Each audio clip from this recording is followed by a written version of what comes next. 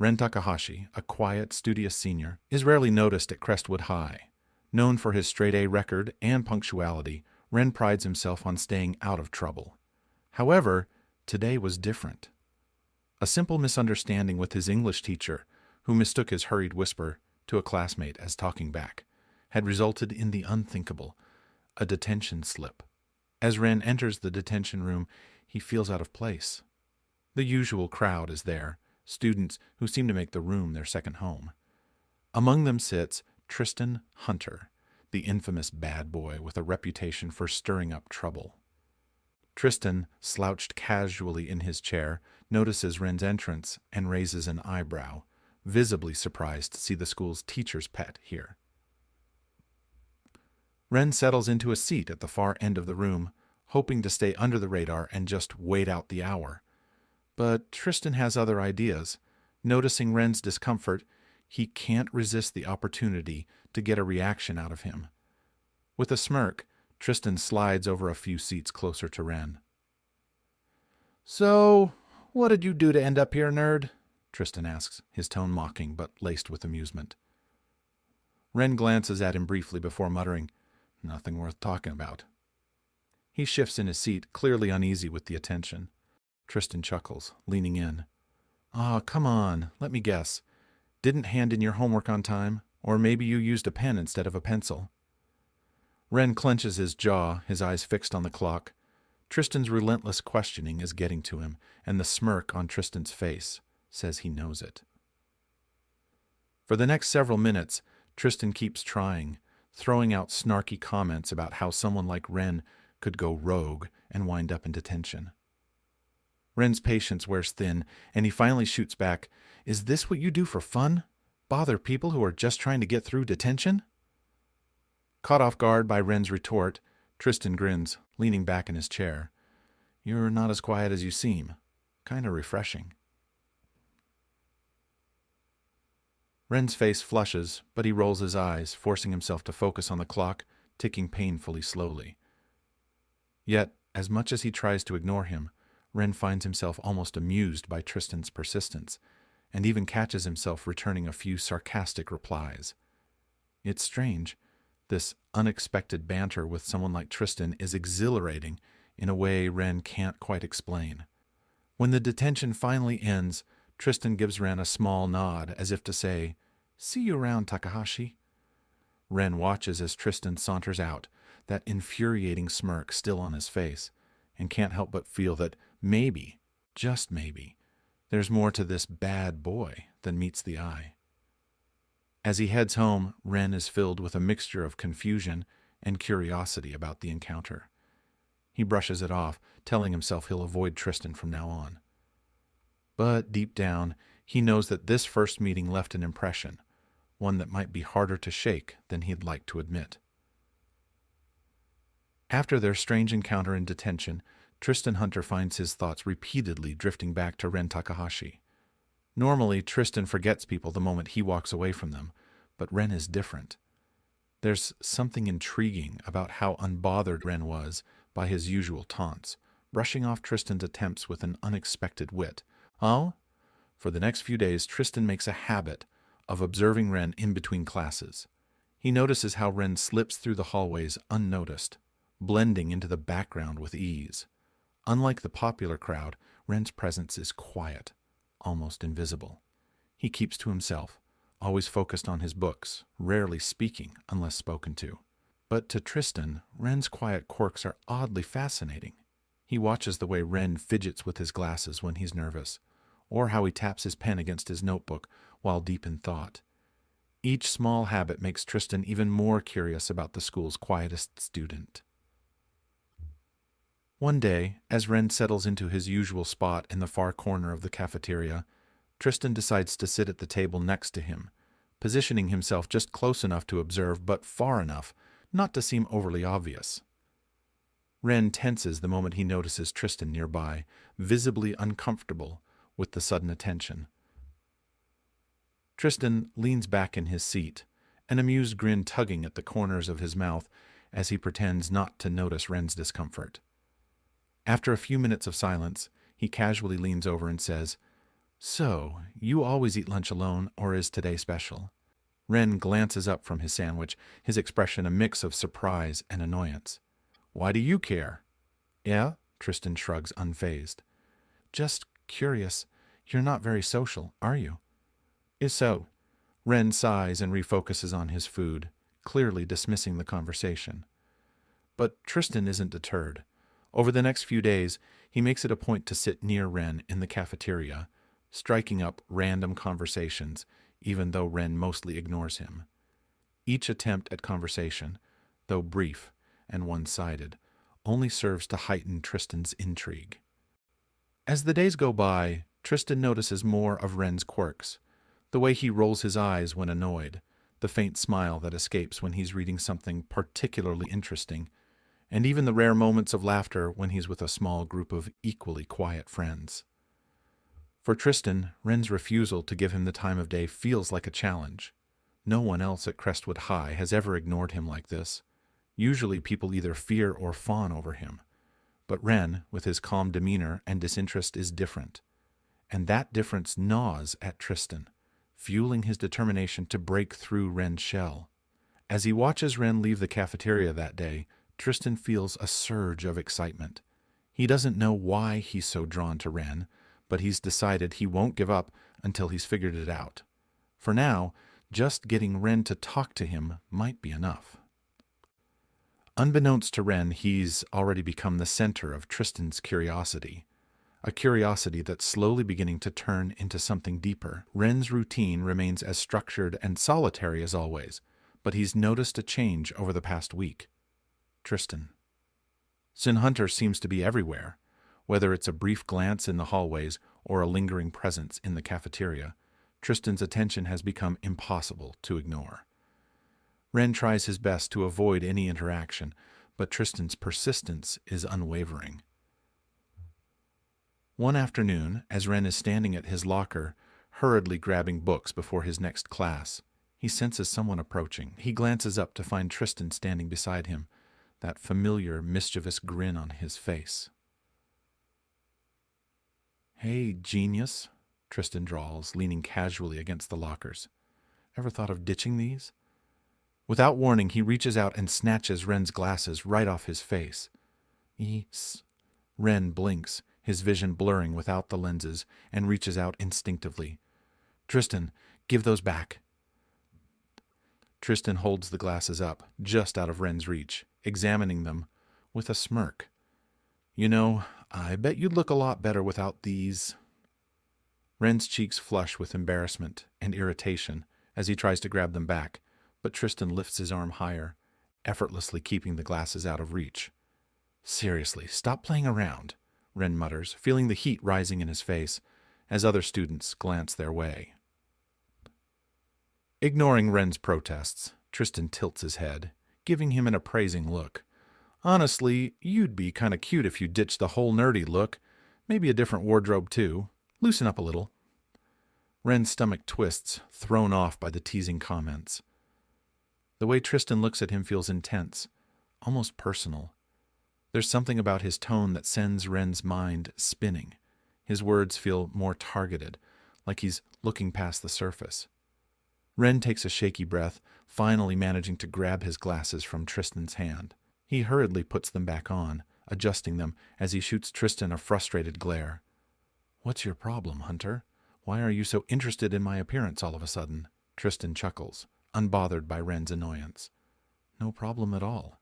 Just saying it wouldn't hurt to make a few changes. You might like the results. Ren crosses his arms, both frustrated and flustered. The way Tristan's gaze lingers feels different than the teasing he's used to from other students.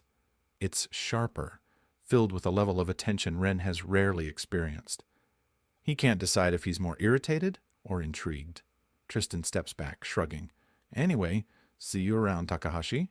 Try not to hide behind those glasses too much. He flashes a quick grin and walks away, leaving Ren staring after him, heart pounding. As he heads to his next class, Ren can't shake the feeling of Tristan's gaze still on him. The strange encounter leaves him questioning what Tristan really wants. For the first time, he wonders if there's more to Tristan's teasing than simple amusement. And as much as he tells himself it's just a game to Tristan, a part of him can't help but feel that this game might be more serious than he realizes. Ren has kept his distance from Tristan since their last encounter, determined to avoid further interactions. But Tristan, persistent as ever, has other plans. In class, Tristan starts to act distracted and confused, drawing the teacher's attention. He even fakes struggling with the material, sighing loudly as he stares at his notes.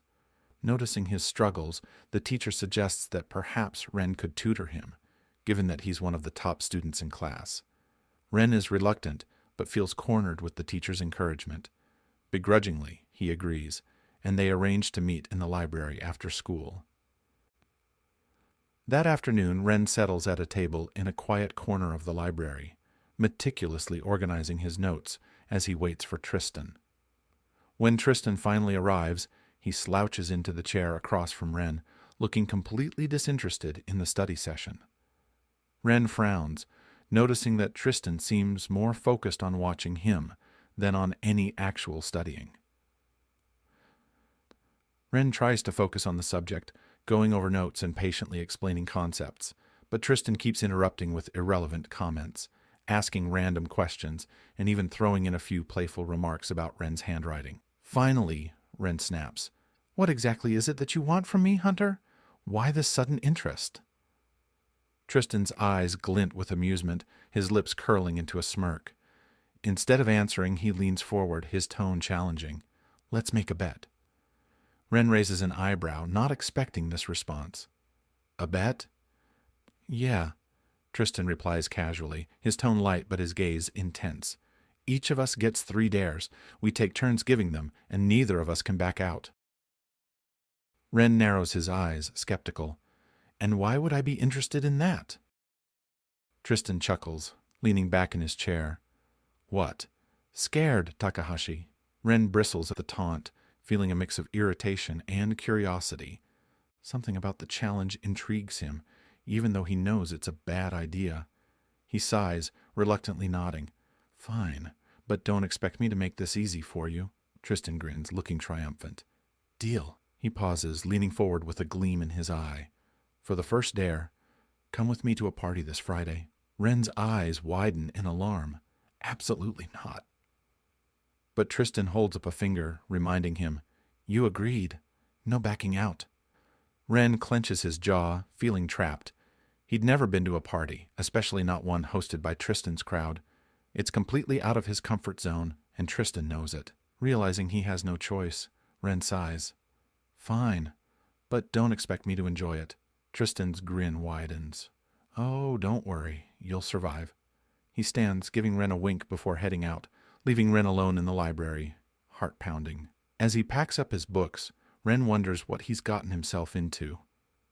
Tristan's dares are bound to test his limits, and this first one is already pushing him out of his comfort zone.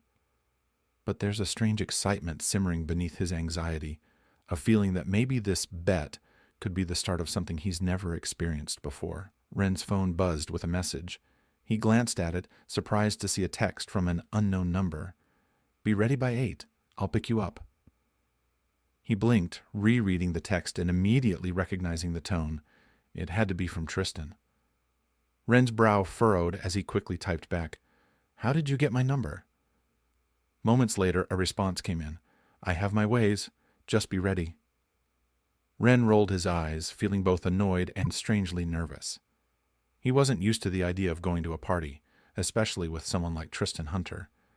But he'd agreed to this ridiculous bet, and there was no backing out now. As 8 p.m. approached, Ren anxiously adjusted his sweater and glanced at himself in the mirror, wondering if he should have dressed differently. He was about to give up and change into something plainer when a loud honk came from outside. Taking a deep breath, he grabbed his jacket and headed out, finding Tristan waiting for him in his car with that familiar, teasing grin. The car ride was surprisingly quiet, with Tristan occasionally shooting Ren amused glances. Ren kept his gaze focused out the window, trying to hide the nervous excitement bubbling within him. When they arrived, Ren felt his stomach twist. The house was packed with students, music thumping so loud he could feel it in his chest. He hesitated at the doorway, watching as Tristan was immediately swept up by his friends. Before he knew it, Tristan had disappeared into the crowd, leaving Ren feeling out of place. He found a quieter spot near the edge of the room and tried to blend in, hoping Tristan would circle back soon. A few times he caught Tristan's eye across the room, only for Tristan to give him a quick nod or grin before turning back to his friends. Ren sighed, beginning to regret coming. As he shifted uncomfortably, a girl approached him, her gaze sharp. Ren recognized her immediately. Amelia, one of the popular girls often seen with Tristan. Her reputation was enough to make Ren's defenses go up instantly. "So, you're Ren, huh?" she said, crossing her arms as she looked him up and down, a subtle sneer on her lips. "Yeah," Ren replied cautiously. She smirked, her eyes narrowing. "Let me give you some advice. Tristan has his fun, but at the end of the day, he always comes back to me." Her voice was low but pointed. "You're just another passing fling. Don't get too comfortable." Ren felt his face heat up, a mixture of anger and embarrassment tightening his chest. He didn't know what he was to Tristan, but he hated that someone else seemed to have decided for him. Refusing to give her the satisfaction of a reaction, he muttered, "Thanks for the tip," before turning and heading outside to clear his head. The night air was crisp, a welcome change from the stuffy, crowded party inside. Ren took a deep breath, closing his eyes and letting the tension ease from his shoulders. "Not much of a party person, huh?" A warm voice broke the silence. Ren opened his eyes to find Austin, a recent transfer student, leaning against the wall with an easy smile. They'd only spoken a few times in class, but Austin had always seemed friendly. "Not really," Ren admitted, his tone softer. Austin chuckled. "Yeah, me neither. Too much noise, not enough meaningful conversation, you know?" His relaxed demeanor made it easy for Ren to relax too, and soon they were chatting and laughing, sharing stories about awkward school moments and weird classmates. For the first time that night, Ren felt at ease, forgetting about Amelia's words and even Tristan's confusing behavior. But just as Austin was telling him a particularly funny story, Ren caught sight of someone moving towards them through the crowd. It was Tristan, and he didn't look pleased. Without a word, Tristan stepped between Ren and Austin, slipping an arm around Ren's waist in a way that was both protective and possessive. Ren's heart skipped a beat as he felt Tristan's hand rest against his hip, pulling him close. "Babe, let's go," Tristan said, his tone light but his gaze piercing as he glanced at Austin. The look in his eyes was unmistakable, a silent warning to back off. Austin, caught off guard, gave a polite nod and took a step back. "Right. Well, see you around, Ren." Ren barely managed a nod, still processing the word babe and the feeling of Tristan's hand on his waist. As Austin walked away, Tristan turned to him, flashing a casual smile as if nothing had happened. "What was that?" Ren stammered, his face flushed. "What was what?" Tristan replied innocently, his arm still loosely wrapped around Ren. "You just called me babe. And why did you pull me away from Austin?" Tristan shrugged, his grin widening. "Didn't like seeing him so close to you, that's all." Ren's cheeks reddened further, and he struggled to find the right words. You are impossible." "Maybe," Tristan replied with a playful glint in his eyes. "But you're here with me tonight, so let's make the most of it." Ren's protests faded as Tristan led him back into the party, his arm still around him. And as much as Ren tried to deny it, a part of him felt a thrill at being by Tristan's side, the feeling of Tristan's hand warm against him.